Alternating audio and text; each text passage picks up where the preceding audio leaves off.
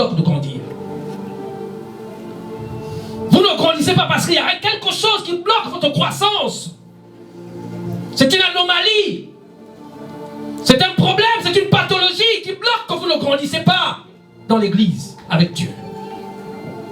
Et vous ne voyez pas ça comme une maladie. Vous ne voyez pas ça comme une pathologie. Vous ne voyez pas ça comme ça. Mais vous voyez, vous trouvez ça normal. Vous trouvez ça très très très normal. Alors que c'est pas normal. Il faut refuser ça, c'est pas normal. C'est Satan qui vous empêche de grandir. C'est une maladie spirituelle qui vous empêche de grandir. Mais vous vous conformez à ce statut-là, de dire que non, mais moi je suis enfant de Dieu. Vous voulez devenir chrétien d'ancienneté. Mon Dieu, l'ancienneté ne paye pas au ciel, mes frères et sœurs. L'ancienneté paye au travail. Si tu as 10 ans de travail, on va te payer les primes d'ancienneté. Mais au ciel, l'ancienneté ne compte pas. Amen. Ce qui compte, c'est ta croissance spirituelle. Amen. Que tu es en train de toujours de grandir. Amen. Tu es toujours en train de grandir. Tu es toujours en train de grandir. Tu cherches à grandir. Tu cherches à avoir Christ en toi formé en sagesse. Que tu sois formé véritablement en stature et en grâce tous les jours. Vois-tu, plus tu grandis, la grâce aussi augmente dans ta vie. Plus tu grandis, l'intelligence grandit dans ta vie. Plus tu grandis, la sagesse grandit dans ta vie. Plus tu grandis, voilà ce que Dieu veut que nous grandissons. Mais quand vous voulez vous stagner, quand vous voulez bloquer votre croissance, vous êtes en train de vous tuer.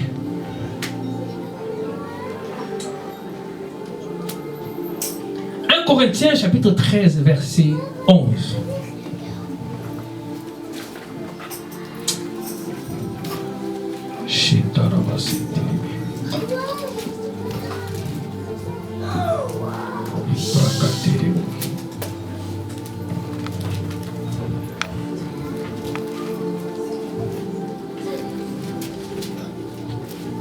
Est-ce que quelqu'un peut nous lire ça, s'il vous plaît?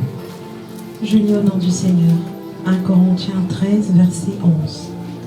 Lorsque j'étais enfant, je parlais comme un enfant. Je pensais comme un enfant. Je raisonnais comme un enfant. Lorsque je suis devenu homme, j'ai fait disparaître ce qui était de l'enfant. Amen. Amen. Amen. L'apôtre Paul dit ici que lorsque j'étais enfant, je faisais les choses des enfants. J'agissais comme un enfant. Je parlais comme un enfant. Tout ce que je faisais ressemblait à un enfant. Parce que je faisais tous les enfants. Je faisais tous les enfants. À l'époque, même vous aussi, quand vous êtes né, on vous a donné le biberon, mon Dieu. Si tu es né sans biberon, sache que tu es un extraterrestre.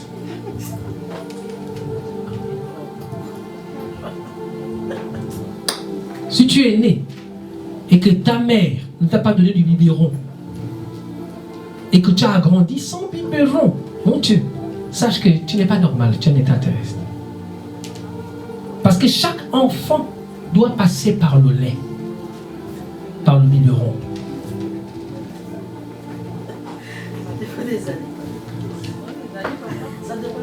Non, quand je parle du lait, il y a le sein maternel. Ah ouais.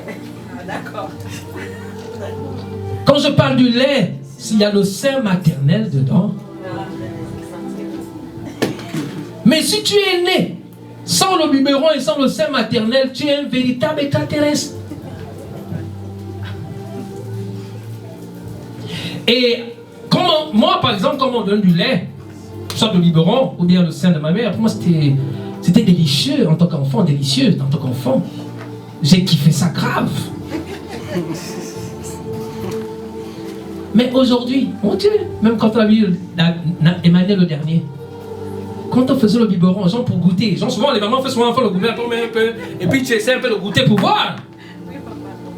Moi je n'arrive même pas à faire ça. Parce que c'est plus bon dans ma bouche, en fait. Ça veut dire quoi? Ça veut dire que quand tu grandis avec Dieu, tu ne vas plus être alimenté au lait. Parce que ta croissance dépendra du niveau de nourriture dans lequel tu seras. Yes. Étant bébé, aujourd'hui je suis grand. Je ne mange pas, je ne bois pas le lait. Et pourtant ça ne tue pas, c'est bien. Et pourtant hier, quand je bébé, je buvais le lait. Mais aujourd'hui, jamais. Je préfère ne pas manger. Parce que ce n'est pas la nourriture qui me correspond aujourd'hui. Il faut un autre genre de nourriture aujourd'hui. Il me faut un bon McDo aujourd'hui. Plus nous grandissons avec Dieu, plus aussi Dieu élève notre standard d'alimentation. Plus on grandit, Dieu élève notre alimentation. Dieu élève, il grandit, ça grandit avec nous. Mais toi, tu es déjà grand. Tu veux toujours qu'on te nourrisse au lait. Ça montre qu'il y a un problème en toi.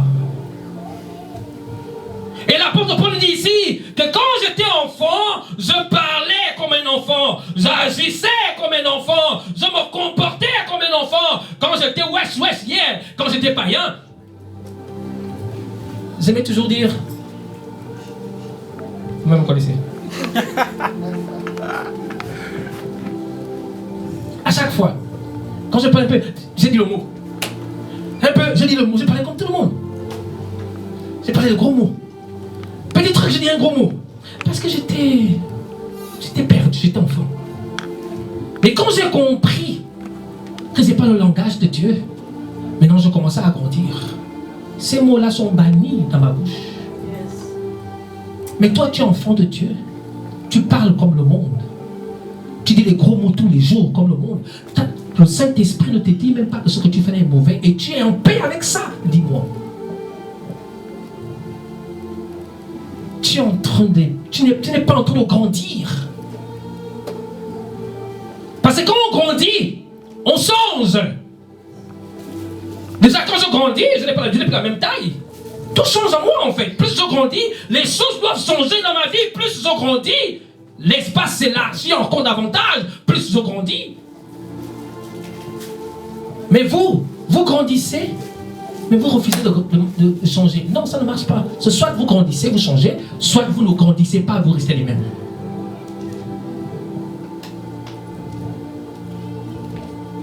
Amen. Amen. Dis bien amen, amen. Amen. Quand j'étais enfant, je parlais comme un enfant. Quand tu parles, mon Dieu, les gros mots sortent de ta bouche, Seigneur Jésus. Hier, j'étais à l'évangélisation, hier. J'étais seul d'abord. Et je rencontrais une dame.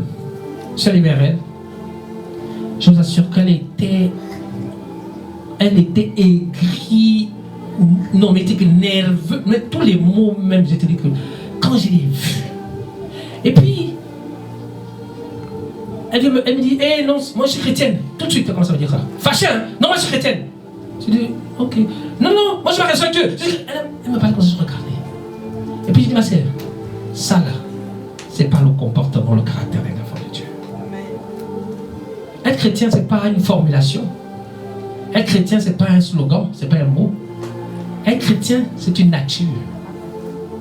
C'est une nature. C'est pas une chemise que tu portes aujourd'hui, et puis demain tu changes de chemise. Non. Yes. C'est pas ça, être chrétien. Être chrétien, tu portes une chemise qui ne se change jamais parce que c'est une nature.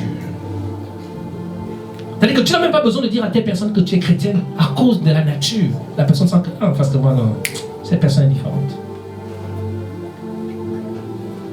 Et l'apôtre Paul ici, quand j'étais enfant, je grandissais, je parlais comme un enfant. J'agissais comme un enfant.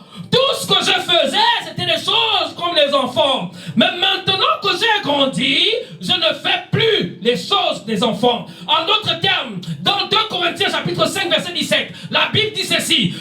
Lorsque quelqu'un est en Christ, cette personne est devenue quoi? Une nouvelle personne. Et les choses anciennes sont passées dans la vie de cette personne-là. Parce que tu as grandi.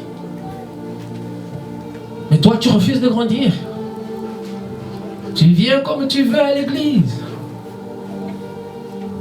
Tu fais même le planning. Depuis chez toi. Tu dis bon, dimanche 15. Juste le 15, non, c'est ça, non? Oui. Dimanche 15, je serai à l'église. Mais dimanche 22 ou 23, non, j'ai un anniversaire. Et puis le dimanche d'après, là je pars. Et puis encore un autre dimanche, j'ai un mariage, je serai là-bas. Je ne viens pas à l'église. L'église est devenue comme ça, pauvre. Ça montre à quel point vous ne connaissez pas encore Dieu. Ça montre à quel point vous n'avez pas encore d'amour pour Dieu. La Bible dit que là où est ton trésor, là où est ton trésor, complétez la phrase. Complétez la phrase. C'est là où sera ton cœur. Là où est ton trésor, là aussi sera ton cœur.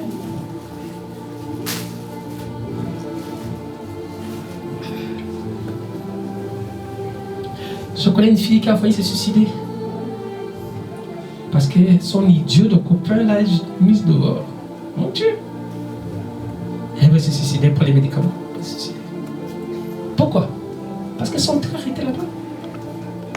Son cœur était chez l'idiot là. Elle veut mourir pour un idiot. Mon Dieu. J'ai un autre ami qui m'a pris au téléphone, il m'a dit il va mourir. Non, c'est une sœur en Belgique. Elle m'appelle pasteur. Elle pleurait. Oui. Elle veut mourir. Je dis qu'est-ce qui se passe? Oh, j'ai trouvé mon copain avec une autre copine. Je vais mourir. Là, je vais prendre les médicaments, je vais mourir, pasteur. J'ai dit ok. Bonne mort, vas-y. Elle dit, oh mais pasteur, pourquoi tu m'as dit ça? J'ai dit, mais oh, tu m'as dit que tu vas mourir, non? Tu veux que je te dise quoi? Va mourir. Vous avez vu les gens qui ne veulent pas grandir dans l'église. Mais tu te suicides là, c'est direct de l'enfer. Va. Parle. On ne joue pas avec Dieu. Dieu chérit. Est-ce que vous saviez, écoutez-moi bien, est-ce que vous saviez que Dieu chérit l'esprit qu'il a mis en vous, qu'on appelle le Saint-Esprit? Vous le saviez? Dieu ne joue pas avec l'esprit qu'il a placé en vous.